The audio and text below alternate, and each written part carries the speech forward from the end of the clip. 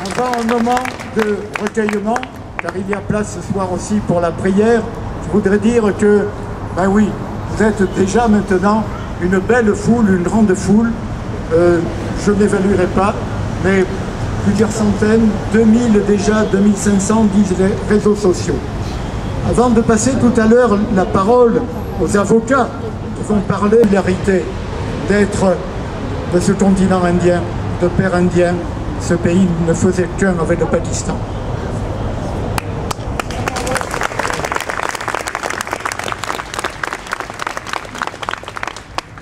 Chers amis, je suis prêtre donc, et c'est en tant que ministre du Christ que je vous parlerai pour vous rappeler, vous le savez, mais il est bon de le rappeler durant ces moments si importants, que le Christ est la lumière du monde, c'est ce qu'il nous annonce.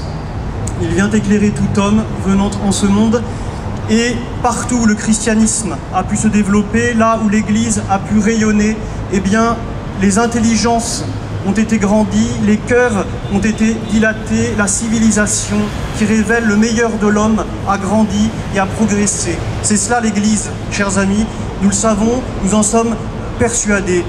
C'est particulièrement vrai, c'est évident même en Occident, dans la vieille Europe chrétienne, et tout spécialement en France, où dès les origines, eh bien, l'Église est venue révéler le meilleur de l'homme, s'est occupée intégralement de l'homme, corps et âme. C'est elle qui a soigné les corps, c'est elle qui a élevé les esprits, qui a transmis l'instruction, qui a sanctifié les âmes.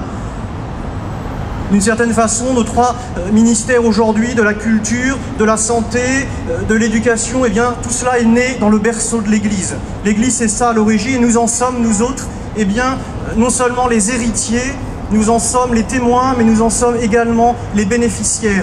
Et comprenons que tout ce qui s'oppose à cette progression de la lumière de Dieu n'est autre nécessairement que le royaume des ténèbres, et que de notre côté, il importe. Et c'est la raison pour laquelle nous sommes présents ici, de lutter de toutes nos forces contre cette progression du royaume des ténèbres qui s'abat d'une façon particulièrement brutale et violente en Orient sur nos frères chrétiens.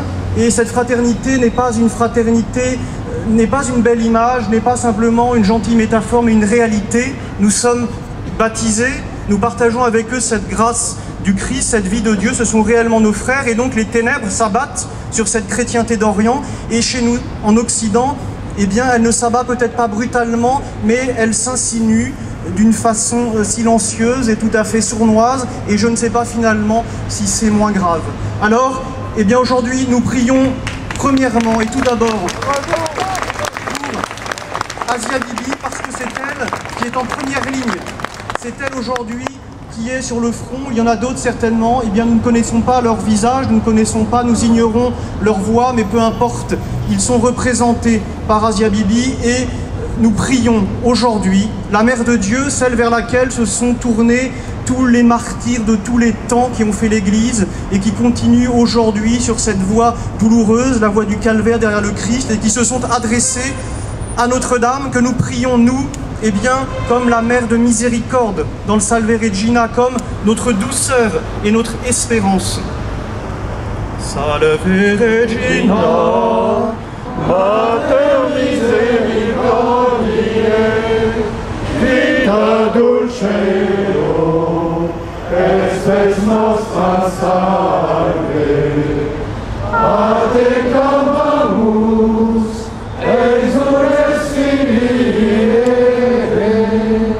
a te suspiramus, gementes et flentes, in ac lacrimam vade.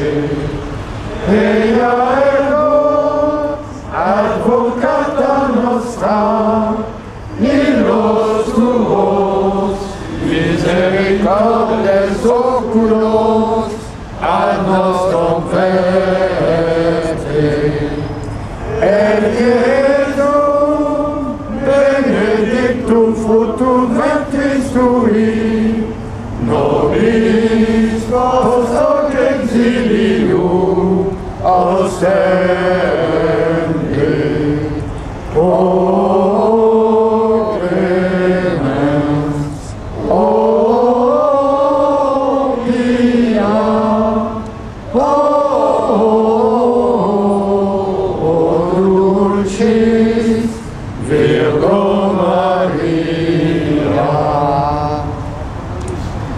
Chers amis, la soirée n'est pas terminée.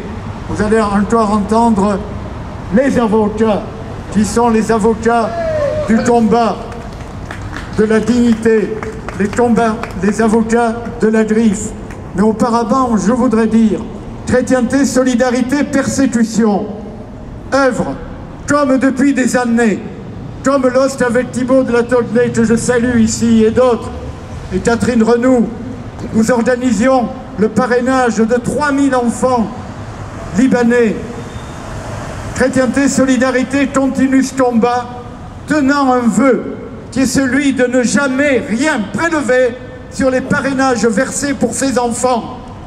Dans certaines associations qui sont très fières et orgueilleuses et nous donnent des leçons, on prélève jusqu'à 70% pour frais de conscientisation, comme ils disent.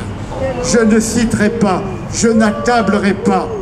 Pour ce qui est de nous, tous les parrainages arrivent intégralement. Et pour ce qui est, par exemple, de l'Irak, via notre ami Elishiako, aux Dominicains de Mossoul, repliés à Karakoche, repliés à Erbil, ou par le patriarche des Chaldéens. Alors je vous demanderai aussi d'aider, parce que tout ce que nous faisons là, c'est uniquement avec ce qui est à côté, ce que vous nous donnez à côté. Le reste, nous n'avons pas le droit d'y toucher, ou nous serions des parjures. Voilà cet appel, il fallait le faire. Et tout à l'heure, je compte un peu sur votre